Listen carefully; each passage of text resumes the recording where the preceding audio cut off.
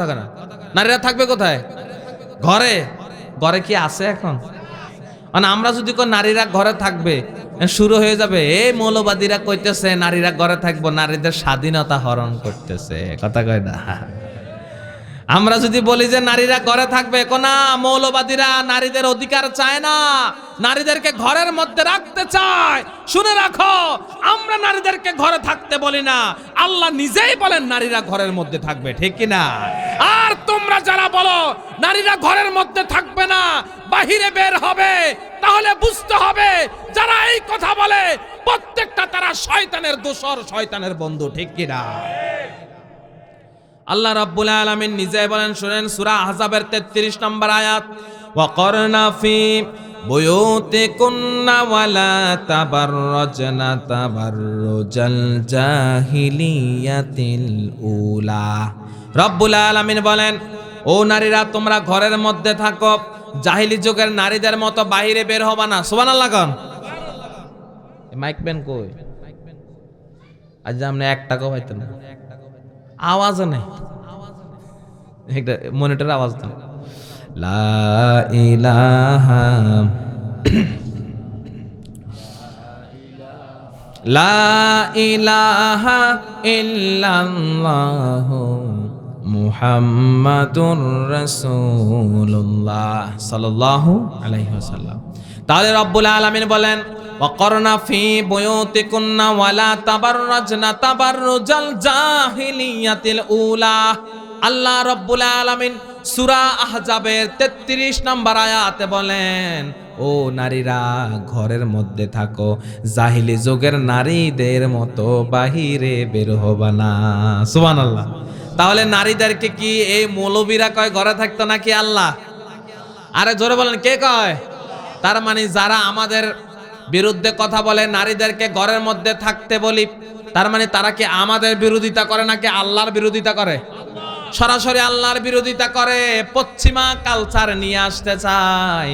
নারীরা বাহিরে থাকবে, হ্যাঁ বাহিরে যাবে, অবশ্যই নারীরা বাহিরে যাবে, দরকার প্রয়োজনে বাহিরে যাবে, ডাক্তার দেখানোর জন্য বাহিরে বের হবে, উমরা করার জন্য বাইরে বের হবে, হজ করার জন্য বাহিরে বের হবে, জরুরি কাজের জন্য বাইরে বের হবে, আইডি কার্ড করার জন্য বাহিরে বের হবে, খুব জরুরি কাজ যেটা সেটার জন্য বাইরে বের হবে, তবে বোরকা পরে পর্দার সহিত বের হবে। আর নারীরা জাহিলি যুগের নারীদের মতো বাইরে বের হবে না। পুরুষ যেমন প্রয়োজনে ঘরের ভিতরে যায়, মহিলারা প্রয়োজনে বাহিরে বের হবে, ঠিক কি না? পুরুষ থাকবে বাহিরে, মহিলা থাকবে, পুরুষ থাকবে বাহিরে, মহিলা থাকবে ঘরে। প্রয়োজনে পুরুষ ঘরের মধ্যে যায় নাকি পুরুষ সারাদিন ঘরে থাকে? পুরুষ সারাদিন ঘরে থাকলে সংসার চলবে? সংসার চলবে না।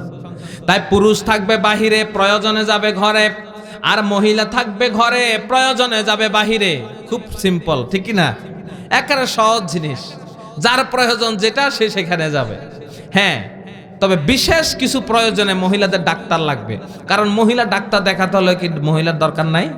মহিলা ডাক্তার দরকার আছে, মহিলারা দেখাবে, তবে সেই ডাক্তার হবে পর্দার সহিত। কি সহিত? সবকিছু হবে পর্দার সহিত। মহিলা চাকরি করবে, ঠিক আছে, তবে সেটা পর্দার সহিত। মহিলা পাইলট হবে পর্দার সহিত। মহিলা যেই সেক্টরে যাক, তবে সেটা পরিপূর্ণ পর্দার সহিত হতে হবে।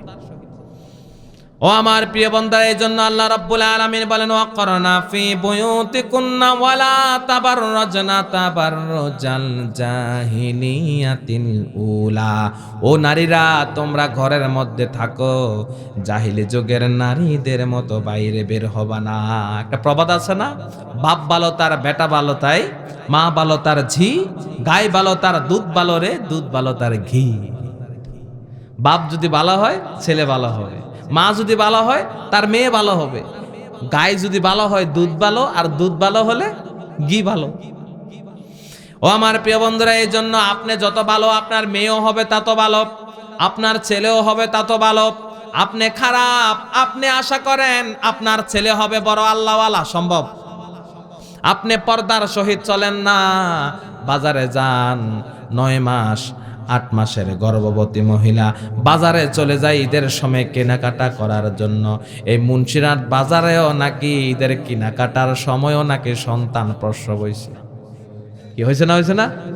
চিন্তা করেন, মানে প্রসবের সময় চলে এসে, সন্তান ভূমিষ্ঠ হওয়ার সময় চলে এসে, কিন্তু মার্কেটে যাওয়া বন্ধ নাই। ওই সন্তানটা যখন পেটের মধ্যে, তখন যদি আশেপাশে কোনো পুরুষ যদি ওই পেটের দিকে নজর দেয়, কি ভালো নজর দিবে? ওই পুরুষ কি বলবে যে আল্লাহ একটা আল্লাহর ওলি বানাই দাও? এটা বলবে? খারাপ নজর দিবে। ওই পেটের মধ্যে যখন কোনো খারাপ নজর চলে যাবে, ওই পেট থেকে কখনো আল্লাহর ওলি বের হবে না।